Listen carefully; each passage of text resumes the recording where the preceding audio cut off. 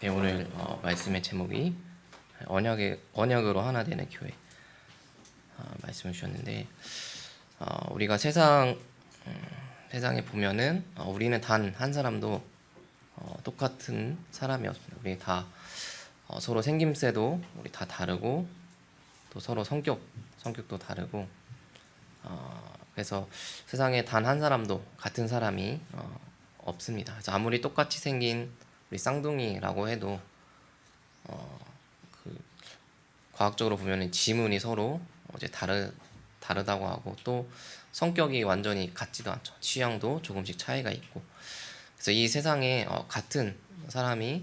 똑같은 사람이 한 명도 없기 때문에 이 사회에서는 이제 다양성을 존중하고, 또 개성을 인정하면서 이제 이렇게 사는 것이 어떤 사회의 하나의 이제 중요한 흐름이 되었습니다. 그래서 사람들이 이제 이렇게 다양할 수밖에 없는 이유는 서로 살아온 환경과 배경이 다르기 때문이죠. 어떤 가정 환경에서 이 사람이 자라왔고, 또 어떤 친구를 사귀었고, 또 어떤 사상이나 어떤 이념의 영향을 받았느냐, 그 수많은 요인들이 한 사람의 그 인격을 형성하는데 많은 영향을 미치기 때문입니다. 그래서 이렇게 모든 사람이 다 서로 각자 개성을 가지고 다 다른 사람이지만은 그 개인들이 하나가 될 때가 있죠.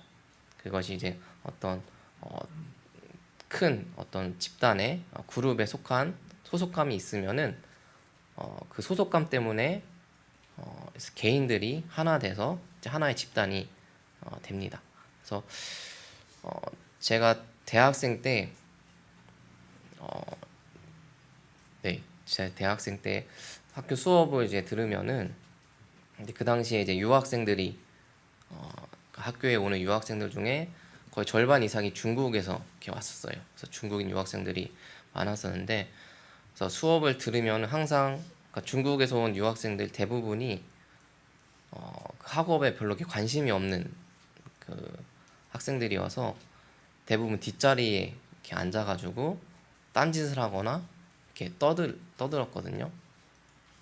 앞에서 이제 수업을 듣다 보면 그런 떠드는 소리에 좀 이제 시끄럽기도 하고 신경 쓰이기도 해서 좀 그러니까 중국인 유학생들에 대해서 약간 안 좋은 부정적인 그런 감정을 제가 갖고 있었습니다. 그래서 그러니까 그때는 이제 저는 이제 대한민국이라는 어떤 그런 소속감 갖고 있었고, 이제 그 중국인 유학생들은 중국이라는 어떤 그런 정체성을 갖고 있기 때문에 또 그런 서로 갈등은 없었지만은 어떤 부딪히는 그런 경우가 있었죠.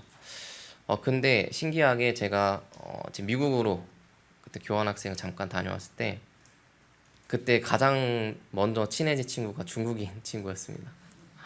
왜 그런가 하면은 이제 미국이라는 그런 이제 사회에서는 대다수가 이제 백인들이 대다수였고, 그 다음이 이제 흑인, 그리고 저기 히스패닉 계열, 그리고 아시아인이 가장 그 미국 사회에서 가장 적다 보니까, 또 그때는 중국, 한국 이게 그런 집단 위에 같은 인종, 아시아인이라는 그런 인종으로 하나 돼가지고 가장 빨리 친해지고, 또 밥 먹으러도 막 같이 다니고, 그러니까 그런 일들이 있었습니다. 그래서 결국 이렇게 그러니까 개인들이 집단으로 하나가 되는 그런 일들은 어떤 상위 집단에 속한 소속감을 통해서 이제 하나가 되죠. 그러나 이런 세상에서의 하나됨, 원네스는 그런 개개인들의 모든 개성들, 그런 어떤 정체성들을 다 담지 못하기 때문에 언젠가는 이제 균열이 가게 됩니다. 뭐 제가 미국에 갔을 때는 중국인 유학생들하고 사이좋게 지내고 친하게 지내고 했지만은, 또 다시 한국에 왔을 때에는 어떤 국적에 따라서 또 이제 나뉘어진 것처럼 결국에는 언젠가는 그런 세상에 있는 그런 집단들은 균열이 생기고 이제 무너지기 마련이죠. 그러나 우리는 이 세상과 다르게, 세상에서 말하는 어떤 그런 소속감, 그것과는 다르게 우리 교회는 오직 복음과 오직 세계복음화의 언약으로 우리가 하나가 되어야 되겠습니다. 그래서 하나님의 언약과 말씀은 우리 개인들의 모든 개성 또 인격을 뛰어넘을 수 있고 또 서로 수용할 수 있고 또 지역과 국가 또 인종을 뛰어넘어서 하나가 될 수 있는 절대적인 언약이기 때문입니다. 세계복음화 언약 안에 우리 모든 사람이 예수 그리스도 안에서 복음 공동체, 이 교회 공동체에 속하게 되고, 그래서 우리가 항상 말씀을 통해서 확인하지만은 그래서 다민족을 우리가 품는 것이고 또 TCK 렘넌트들을 품는 것이고, 그래서 세계복음화 언약 아래 우리가 국가, 인종을 뛰어넘어서 우리가 복음 안에서 하나가 될 수 있는 겁니다. 그래서 우리가 말씀으로 하나 될 때에 하나님께서 큰 응답의 문을 여십니다. 우리 지난주에 말씀 통해서 확인한 것처럼 기도로 하나 될 때, 또 말씀으로 하나 될 때에 큰 응답의 문을 여시는데, 오늘 우리가 언약을 붙잡고 하나 될 때에 하나님께서 세계복음화의 문을 여시고 큰 응답을 주실 줄로 믿습니다. 그래서 오늘 말씀 통해서 우리가 언약을 붙잡고 그 언약 안에서 하나 되는 우리 교회 공동체, 평강교회 공동체가 되기를 원합니다. 그래서 오늘 말씀에서는 우리 세 가지의 원네스 그 사례들을 봤는데요. 첫 번째로는 이제 불신앙을 했던 원네스의 그 장면입니다. 그래서 민수기 13장 26절부터 우리 14장에 보면은 이스라엘 백성들이 이제 하나가 됐는데, 원네스가 됐는데, 근데 이것은 잘못된 원네스였죠. 민수기 13장의 내용은 우리가 잘 알다시피 12명의 정탐꾼을 모세가 가나안 땅에 미리 정탐을 하라고 보내고 나서 이제 돌아온 이후에 보고를 하는 내용입니다. 그 보고를 듣고 이제 이스라엘 백성들이 원망을 하는 내용인데요. 이 이스라엘 백성들이 무엇을 듣고 하나가 됐냐면은, 첫 번째로 사람의 소리를 듣고 하나가 되었습니다. 사람의 소리를 듣고 하나가 되었죠. 그래서 불신앙 쪽으로 이스라엘 백성이 완전히 하나가 된 것입니다. 그러니까 12 정탐꾼 중에서 그 10명이 하는 이야기가 이제 불신앙이었죠. 그러니까 물론 이제 사실적으로 또 현실적으로 보면은 그 10명의 정탐꾼이 말한 것이 정확하게 본 것이었습니다. 그러나 그것은 이제 잘못 본 것이었죠. 그래서 10명의 정탐꾼들은 그 땅에 대해서, 그 정복할 땅, 하나님이 약속하신 그 가나안 땅에 대해서 악평을 했습니다. 그래서 그 땅은 거주민을 삼키는 땅이다. 거기 사는 사람들, 거기 사는 이방인들은 다 키가 크고 안악자손들이어서 거인들이다. 그래서 우리가 보기에 그들하고 우리를 비교하면 우리는 메뚜기 같은 아주 약한 존재이다. 그렇게 이제 보고를 합니다. 그래서 눈에 보이는 것을 기준으로 한다면, 또 세상의 관점에서 우리가 본다면은 이 10명의 정탐꾼이 한 말이 아주 분석을 정확하게 한 거죠. 사실적으로 우리가 질 수밖에 없는, 이스라엘 백성이 질 수밖에 없는 그런 상황인 것을 본 것인데, 그래서 그 말을 듣고 이 이스라엘 백성들이 흔들린 겁니다. 그 사람들의 말을 듣고, 10명의 그 불신앙의 말을 듣고 흔들리기 시작한 겁니다. 근데 여기서 볼 것은 이스라엘 백성들이 사람의 소리, 그 불신앙만 들었던 게 아니었죠. 불신앙만 듣고 그런 선택을 했다면은 그럴 수 있다고 생각할 수 있겠지만은 12명의 정탐꾼 중에 이제 갈렙과 여호수아, 그 두 명은 그 10명의 정탐꾼과는 다른 말을 했습니다. 그 두 명은 언약을 붙잡은 자였고, 또 그들이 본 것은 사실과 현실을 넘어서 영적 사실을 본 자들이었죠. 그래서 언약을 붙잡은 두 사람이 똑같은 것을 보고 10명과 다른 말을 했습니다. 그래서 민수기 우리 13장 우리 30절 보면은 그 갈렙이 하는 말이, 우리가 올라가서 그 땅을 취하자, 우리가 능히 이길 수 있다, 그렇게 이야기를 하고, 갈렙이 또 14절 6절에 보면은 이 땅은 심히 아름다운 땅이다, 하나님께서 우리를 기뻐하시면 우리를 그 땅으로 인도하시고 젖과 꿀이 흐르는 땅을 우리에게 주실 것이다. 그래서 그 땅의 백성들을 두려워하지 말라. 그들이 아무리 거인이고 거대하다 하더라도 우리가 그들을 두려워하지 말자. 그러니까 그들은 우리의 밥이고 그들의 보호자는 이미 떠났다. 그렇지만 우리에게는 하나님이 함께 하신다. 그런 언약의 근거한 언약의 말씀을 붙잡은 믿음의 선포를 합니다. 그렇지만 이미 불신앙에 잡힌 이 이스라엘 백성들은 이 언약의 말씀을 붙잡은 그 믿음의 고백을 제대로 듣지 못하고 이 여호수아와 갈렙을 죽이려고 이렇게 하는 행동들이 나옵니다. 완전히 이들이 사람의 소리에 사로잡혀서 불신앙의 소리에 잡혀서 이 불신앙의 원네스가 된 모습을 우리가 볼 수 있죠. 그래서 이렇게 불신앙의 소리에 하나가 된 이스라엘 백성들이 하는 원망입니다. 언약을 놓친 자들의 원망이 우리 14장 1절부터 보면은 우리가 애굽 땅에서 죽었거나 광야에서 죽었으면 좋았을 것이다. 그러니까 왜 우리가 지금 이 광야까지 나왔냐? 그런 이제 불신앙하는 거죠. 어떻게 우리가 이 가나안 이국 땅에서 이방인의 칼에 맞아 죽고 또 우리 처자 여자와 아이들이 그들에게 사로잡히게 됐냐? 완전히 절망 속에 이제 빠지게 된 겁니다. 그래서 우리가 차라리 애굽으로 돌아가자. 애굽으로 돌아가는 게 더 낫겠다. 그래서 모세 아론 말고 우리가 다른 지도자를 세워서 다시 애굽으로 돌아가자. 그렇게 이스라엘 백성들이 원망을 합니다. 이들이 불신앙에 사로잡히니까 이 불신앙으로 원네스가 되니까 완전히 예전의 모습으로 돌아간 거죠. 홍해를 건너기 전의 상태.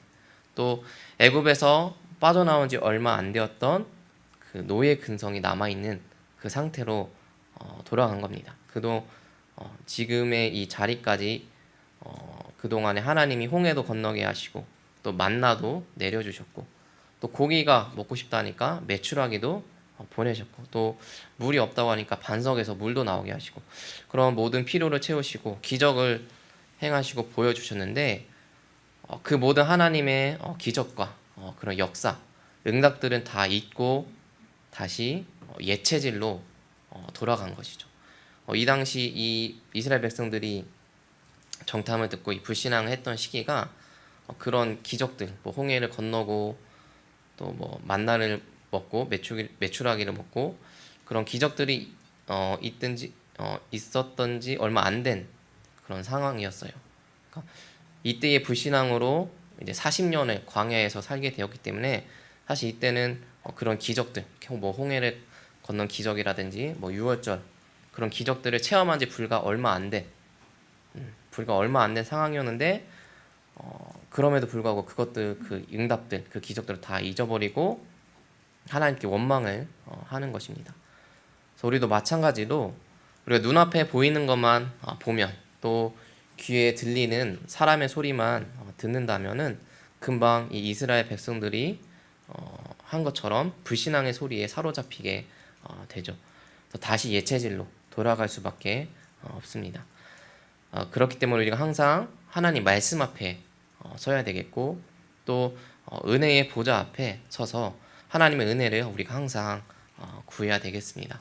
그래서 언약을 붙잡고 있다면은 말씀을 굳게 붙잡고 흔들리지 않는다면은 우리 여호수아와 갈렙이 담대히 믿음의 고백을 한 것처럼 우리가 눈에 보이지 않는 영적 비밀을 보고 우리가 현실에 속지 않고 흔들리지 않고 믿음의 고백을 할 수 있겠죠. 그래서 우리가 이 믿음을 갖도록 여호수아와 갈렙과 같은 믿음을 갖도록 우리가 말씀과 기도에 항상 집중을 해야 되겠습니다. 불신앙의 원네스의 이제 결과입니다. 이렇게 이스라엘이 불신앙으로 원네스가 된 결과는 어떻게 됐는가 하면 처음에 하나님께서 그 불신앙하는 소리를 듣고 이 백성들에 내가 전염병을 내려서 멸하겠다 그렇게 말씀을 하십니다. 그래서 하나님께서 하신 말씀이 이 백성이 언제까지 나를 멸시하겠냐? 내가 많은 이적들을 보여줬는데도 나를 언제까지 믿지 않겠냐? 그렇게 말씀하십니다. 그러니까 이스라엘 백성들에게 수많은 기적들을 행하고 보여줬는데도 이들이 나를 믿지 않는다. 그런 이제 말씀을 하신 거죠. 그래서 우리가 하나님의 능력을 믿지 않는 것, 또 언약을 믿지 않고 이스라엘 백성들처럼 불신앙을 하는 것은 우리가 하나님을 멸시하는 거라고 볼 수 있겠습니다. 그래서 하나님이 이제 전염병으로 멸하시겠다 하시니까 모세가 이제 하나님께 간청을 해서 이제 하나님의 마음을 바꿔서 멸하는 것은 이제 면했지만은 그 대신에 40년을 광야 동안 이제 떠돌게 되었습니다. 14장 22절에 보면은 하나님의 기적을 보고도 나를 시험하고 내 목소리를 청종하지 아니한 자들은 결코 약속한 땅을 보지 못할 것이다. 오직 갈렙과 여호수아만 그 땅으로 들어갈 것이다. 이렇게 말씀하십니다. 그래서 하나님 말씀을 거역한 자들은 광야에서 다 이제 죽게 됐죠. 대신에 너희 자녀들만 그 땅에 들어갈 것이다 하시면서 정탐꾼들이 그 가나안 땅을 정탐한 날수 40일 동안 정탐했는데 그 하루를 1년으로 쳐서 총 40년 동안 너희가 그 죄값을 치를 것이다 이렇게 말씀하십니다. 그래서 29절에 보면은 20세 이상으로 계수된 자 모두가 그 땅으로 들어가지 못할 것이다. 20세 이상 젊은이들 그 위에 뭐 중년 그 노인들은 이제 그 땅으로 들어가지 못할 것이다 이렇게 말씀하시죠. 그리고 33절에 보면은 너희 자녀들은 너희가 반역한 죄를 지고 너희 시체가 광야에서 소멸되기까지 40년을 광야에서 방황할 것이다 이렇게 말씀하십니다. 그 말은 이 기성세대의 불신앙, 이 부모의 불신앙으로 인해서 그 자녀들이 40년 동안 이유 없이 그냥 광야를 방황했다는 거죠. 그 당시에 20살이 안 됐던 19살의 그 젊은 사람이 있었다 치면은 그 사람은 부모의 그 불신앙으로 인하여서 40년이 지나서 거의 60에 가까워서 가나안 땅에 들어갈 수 있었던 거죠.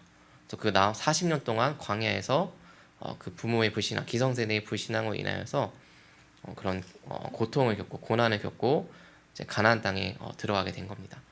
그래서 이 불신앙의 결과가 어떻게 됐는가 하면은 우리가 보시다시피 불신앙의 결과가 불신앙했던 그 당사자들, 그 기성세대들뿐만 아니라 그 자녀들 후대들에게까지 영향을 미쳤죠.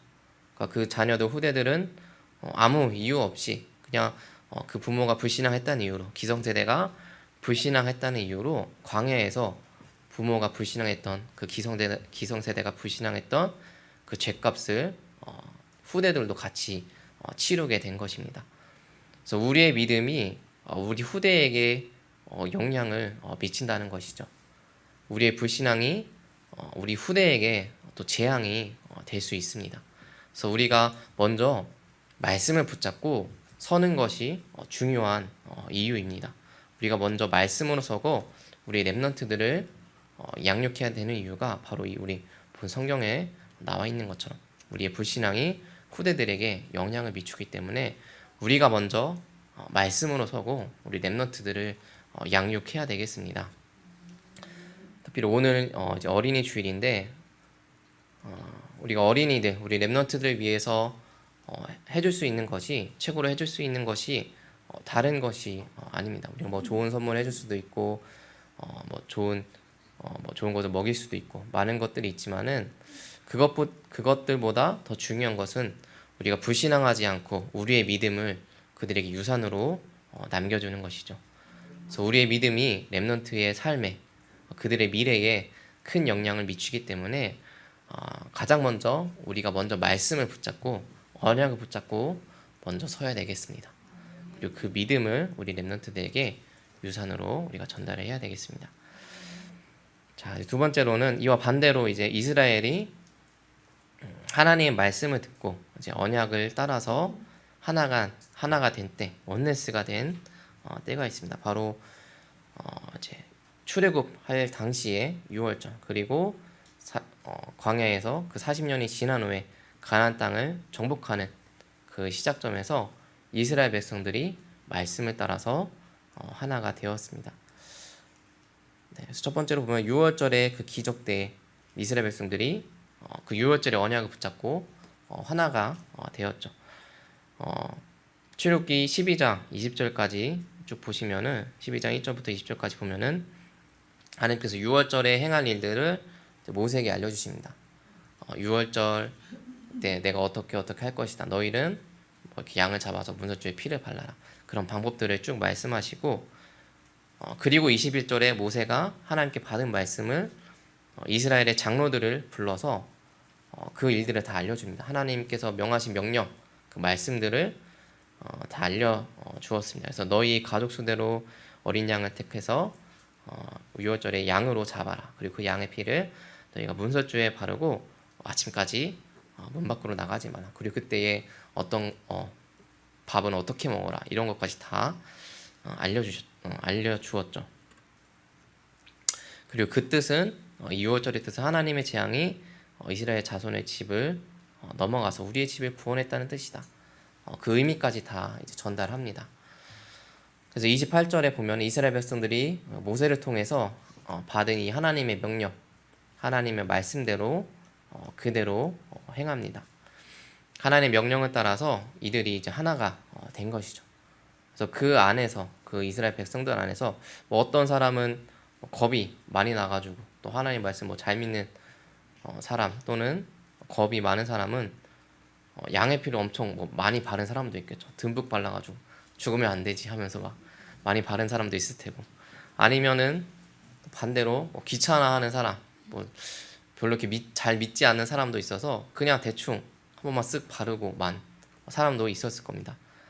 어찌됐든 간에 뭐 많이 바른 사람, 뭐 적게 바른 사람, 그런 사람 상관없이 양의 피가 발라진 곳은 하나님의 재앙이 다 넘어갔죠. 그래서 중요한 것은 이 6월절이라는 그 언약의 말씀 붙잡고 이스라엘 백성들이 하나가 됐다는 겁니다. 뭐 많이 바른 사람이든 적게 바른 사람이든 하나님께서 하신 명령, 그 말씀을 따라서 어쨌든 양의 피를 바르는 그 행위를 했고 이 하나가 된 것이죠. 그리고 그 결과로 이스라엘 백성들은 6월절 기적을 통하여서 그 9번의 이적을 통하여서 또 바로가 절대 이스라엘 백성을 놔주지 않았는데 이 마지막 6월절의 기적을 통하여서 이스라엘 백성들이 애굽에서 440년 만에 해방될 수 있었던 겁니다. 그래서 이스라엘 백성들이 이제 출애굽하게 되었고요. 그리고 두 번째로는 주보의 순서가 거꾸로 되었는데 두 번째 요단을 건넜을 때입니다. 요단을 먼저 건너고 이제 여리고성을 이제 정복했죠. 그래서 이스라엘 백성들이 요단을 건너기 전에 또 하나님께서 지도자인 여호수아에게 하나님의 계획을 이제 말씀하십니다. 그것이 이제 여호수아 1장에 하나님께서 이제 요단을 어떻게 건너라 그렇게 이제 명령을 하십니다. 여호수아 1장 2절에 보면은 모세가 죽은 후에 여호수아에게 이제 요단을 건너서 이스라엘에게 주는 땅으로 가라. 이 40년의 그 죄값을 치르는 그 기간이 지나고 이제 가나안 땅으로 들어가는 그 시간표가 온 거죠. 이제 그러시면서 여호수아에게 하신 말씀이 모세와 함께한 것처럼 내가 함께할 것이다. 내가 너희 조상에게 맹세하여 주겠다고 한 땅을 차지하게 할 것이니 너는 강하고 담대하라. 말씀을 다 지켜 행하면은 내 길이 형통하게 될 것이다. 내가 너와 함께할 것이고 두려워하지 말라. 이렇게 말씀을 주십니다. 그 말씀을 받고 이 언약의 말씀대로 여호수아 1장 10절에 백성의 지도자들에게 이 말씀을 이제 다 전달합니다. 그리고 3장에 이제 요단을 건널 준비를 합니다. 2장의 내용은 이제 라합과 정탐꾼의 이야기고요. 3장에서 이 요단을 건널 준비를 하는데 여호수아 3장 2절에 보면은 이 백성의 관리들이 진중을 두루다니며 백성들에게 이 요단강 건널 방법을 전달하죠. 그래서 제사장들이 언약궤에 매는 것을 보면은 그 언약궤를 따라가라. 그래서 제사장들이 언약궤를 메고 이 언약궤가 준비가 되고 이렇게 요단강을 건널 이제 준비가 다 되고 이제 건너기 직전에 여호수아가 또 이제 하나님 말씀을 이제 전달합니다. 그래서 9절에서 10절을 보면은 살아계신 하나님이 가나안 족속, 헷 족속, 히위 족속, 브리스 족속, 그리가스 족속, 여부스 족속을 너희 앞에서 반드시 쫓아내실 것이다.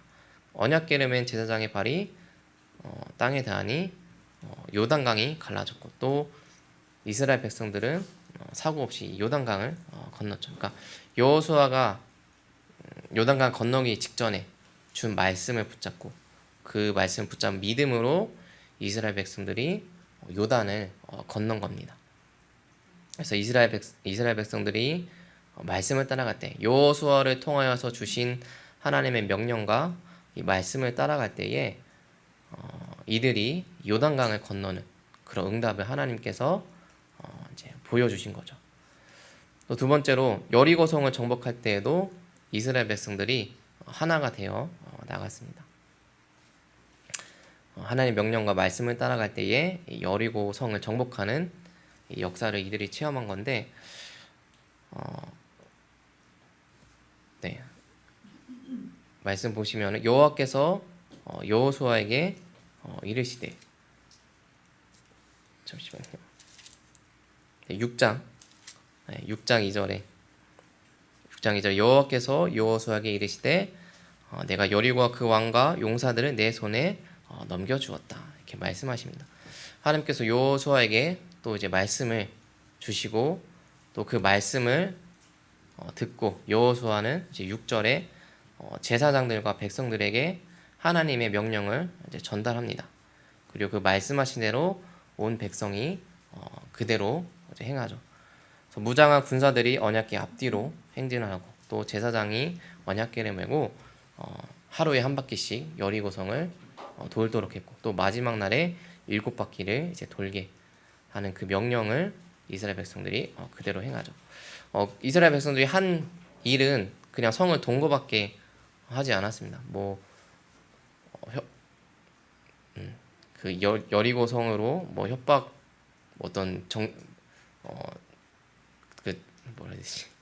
어떤 일을 한 것도 아니고 그냥 성을 이제 돌기만 했죠. 그래서 사람의 눈으로 보면은 말이 안 되는 방법입니다. 그래서 그냥 돌기만 한다고 해서 성이 무너질 리가 없는데 이스라엘 백성들도 처음에 듣고서 약간 긴가민가했겠죠. 그냥 어떻게 성이 돈다고 우리가 이 성을 정복할 수 있을까?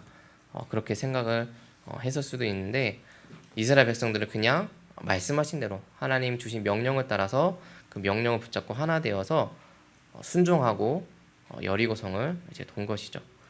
그래서 불평하지 않고 원망하지 않고 아예 말을 하지 않도록 그렇게 하셨으니까 불평하지 않고 원망하지 않고 그대로 이제 행한 겁니다. 그래서 그대로 말씀을 따라서 하나 되고 또 하나 그대로 행했을 때에 하나님께서 여리고의 그 성벽을 무너뜨리는 기적을 일으키셨고 또 이스라엘은 큰 어려움 없이 여리고성을 정복할 수 있었던 거죠. 자, 그래서 이 모든 일들, 6월절의 기적과 또 요단강의 기적, 또 여리고성을 정복하는 그 모든 일들이 언제 일어났는가 하면은 말씀으로 하나 될 때에 일어났다는 겁니다. 그들의 지도자를 통하여서 이 주신 말씀, 그 명령을 따라 온 백성이 하나 되고 그 말씀에 순종할 때에 하나님께서 이런 이적들, 역사들을 일으켜 주신 것이죠. 그래서 우리 교회 마찬가지로 교회가 말씀으로 하나 될 때 또 우리에게 하나님께서 이들에게 보여주신 것 같은 동일한 응답과 역사가 일어날 줄로 믿습니다. 그 언약의 말씀 붙잡고 하나 될 때 그 언약의 성취를 막는 그 어떤 장애물도 없을 것이고 또 그 어떤 장애물 그 모든 장애물들이 제하여질 것입니다. 그 어떤 위기와 환난도 말씀으로 하나 된 언약으로 하나 된 교회를 막을 수 없죠. 그래서 우리가 언약의 말씀 붙잡고 우리가 하나 되는 그런 교회 응답, 교회 공동체의 응답을 우리가 함께 누려야 되겠습니다. 자, 마지막으로 초대교회의 원네스입니다. 오늘 읽은 본문은 이제 초대교회의 모습인데요. 예수님께서 승천하시고 이 지구상에 처음으로 생긴 교회가 이제 초대교회입니다. 그래서 첫 번째 교회라고 해서 우리가 초대교회라고 이렇게 부르죠. 그래서 그 초대교회가 우리에게 보여준 모습은 온 교회가 또 온 성도가 하나 되었다는 사실입니다. 우리 지난주에 사도행전 1장 14절에 말씀을 붙잡고 이제 기도하고 하나가 된 내용이라면은 이제 오늘 우리가 본 본문은 우리 기도로 하나 되는 것을 넘어서 서로 교제하고 완전한 하나의 공동체가 된 것을 우리가 볼 수가 있겠습니다. 그래서 이들이 하나 된 내용을 보면요, 첫 번째로는 사도의 가르침을 따랐습니다. 사도의 가르침이 무엇입니까? 목회자를 통해서 강단에서 선포되는 말씀이죠. 그래서 이 초대교회 성도들은 철저하게 강단에서 나오는 말씀, 하나님의 말씀을 따라갔고 이 강단 말씀을 중심으로 해서 하나 되었습니다. 그래서 이 말씀을 갖고 오로지 기도에 힘썼고, 또 여기 보면 날마다 떡을 뗐다고 했는데 이 의미는 뭐 밥을 나눠 먹었다 그런 의미도 있겠지만은 날마다 성찬을 거행했다는 거죠. 날마다 성찬식을 하면서 또 교제했고 또 기도에 힘썼습니다. 이미 사도행전 2장 1절에 4절을 보면은 이 초대교가 이미 성령의 임재와 역사를 체험했음에도 불구하고 이 기도를 지속하고 이 기도에 힘썼다는 거죠. 자, 그리고 이 말씀을 따라서 이제 성도들이 서로 교제하며 하나가 되었습니다. 그래서 날마다 마음을 같이하여 이제 성전에 모였다. 이 핍박당하는 이 상황 속에서 또 이 당시에 모여있기가 힘든 그 상황 속에서도 이 초대교회 성도들은 믿는 사람들이 다 함께 성전에 함께 모여 있었습니다. 또 이들이 서로 마음이 통하여서 마음을 같이하여 성전에 늘 모이기를 힘썼다. 이렇게 기록되어 있죠. 그래서 같은 말씀, 강단의 말씀을 함께 붙잡고 또 같은 비전과 방향을 이제 갖고 있으니까 서로 마음이 통하고 또 마음을 같이 한 것이죠. 그래서 늘 성전에 모이기를 힘썼고 더 나아가서는 이 성전을 위해서 또 이 교회 공동체를 위해서 또 교회 공동체의 구성원들을 위해서 서로가 재단과 소유를 팔아서 공동으로 소유하고 나눌 수 있었던 겁니다. 자신의 소유, 개인의 소유와 재산을 팔아서 함께 할 수 있다는 것은 웬만한 가까운 사이 또 웬만한 공동체가 아니면은 사실 하기 힘든 거죠. 근데 이 초대교회 성도가 재산을 팔아서 공동으로 소유했다는 것은 그들이 그만큼 마음이 하나가 되었다는 것을 잘 보여줍니다. 그래서 같은 말씀 붙잡고 강단의 말씀 붙잡고 또 같은 언약을 붙잡고 이 초대교회가 하나가 되니까 이 내 옆에 있는 이 성도, 내 옆에 있는 이 교회의 공동체의 구성원이 세계복음화의 동역자로서 또 함께 지역을 살릴 또 세계를 살릴 동역자로서 정말 소중한 사람, 귀한 사람인 것을 알고 서로가 도우려고 한 것이죠.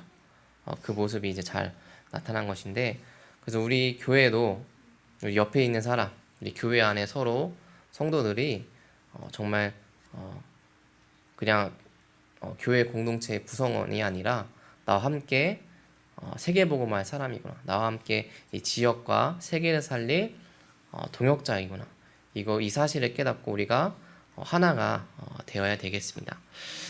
옆에 사람을 한번 축복하면 좋겠습니다. 당신은 정말 소중한 동역자입니다. 네, 당신은 저와 함께 세계복음화할 동역자입니다. 네, 그래서 우리 평강교회 모든 성도님들이 우리 초대교회 성도들처럼 말씀으로 하나 되고 또 언약으로 하나 되어서 마음이 통하는 우리 교회 공동체, 또 서로가 이 세계복음화의 동역자임을 알고 서로가 소중하게 여기고 또 중요한 사람임을 알고 이 하나 되는 교회의 응답을 우리가 함께 누려야 되겠습니다. 자, 이렇게 하나 될 때에 우리 초대교회 성도가 하나 됐을 때에 하나님께서 주시는 응답이 바로 이 전도와 선교의 응답이었죠. 그래서 하나님께서 구원받는 성도를 날마다 더하여 주셨습니다. 40절대로 보면 하나님을 찬미하며 온 백성에게 칭송을 받으리 주께서 구원받는 사람을 날마다 더하게 하시니라. 말씀 붙잡고 하나가 되니까 우리가 당연히 우리 안에 기쁨이 넘칠 수밖에 없죠. 그리고 그 기쁨 속에서 나오는 이 찬양과 찬미, 이것이 우리 현장에서 누릴 응답입니다. 우리 현장에서 기쁨에서 나오는 이 말씀에서 나오는 기쁨 속에서 하나님을 찬양하고 찬미하는 이 응답을 우리가 현장에서 누려야 되겠습니다. 또 중간에 보면 온 백성에게 친송을 받았다. 또 우리 현장에서 사람들에게 친송을 받게 되는 것이 우리가 누릴 하나님 자녀의 응답입니다. 이제 그 당시 예루살렘에 있는 모든 사람들에게 칭송을 받는 이 초대교회 성도들이었습니다. 그래서 교회 다니는 성도들을 보고 일반 사람들이 그들을 보고 존경을 하고 이제 감동을 받은 것이죠. 마찬가지로 나의 현장에서 나의 현장에서 사람들에게, 많은 불신자들에게 칭송과 존경을 받는, 그래서 하나님을 증거하는 이 응답을 우리가 우리 현장 속에서 누려야 되겠습니다. 그리고 마지막으로 주께서 구원하는 사람을 날마다 더하게 하시니라. 우리가 말씀 붙잡고 하나님을 찬양할 때에 불신자들이 하나님의 성도, 하나님의 자녀들을 칭찬하고 칭송할 뿐만 아니라 그 중에서 하나님께서 예비하신 자, 하나님께서 구원하기로 작정하신 자를 더하십니다. 그 현장에서 하나님께서 예비하신 한 사람, 그 한 영혼을 우리에게 붙여주시고 더하신다는 것이죠. 그래서 우리 삶의 현장에서 날마다 구원받는 사람, 날마다 이 복음을 전할 사람을 더하게 하시는 이 응답을 우리 삶의 현장 가운데서 누려야 되겠습니다. 날마다 복음을 증거하는 삶, 또 날마다 이 복음을 증거하는 이 증인의 삶, 이 증인의 응답을 우리 삶의 현장 속에서 누리시길 바라겠습니다.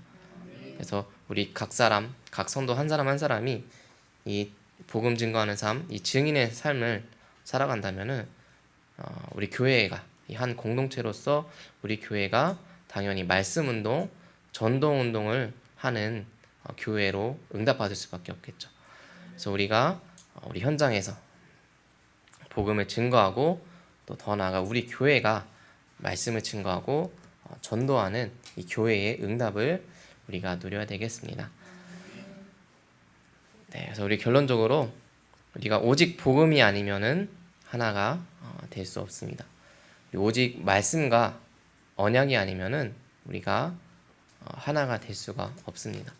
그래서 우리 평강교회가 다른 것으로 하나 되지 않고 오직 복음, 또 오직 예수 그리스도, 또 오직 세계복음화의 언약을 붙잡고 우리가 하나 되어야 되겠습니다.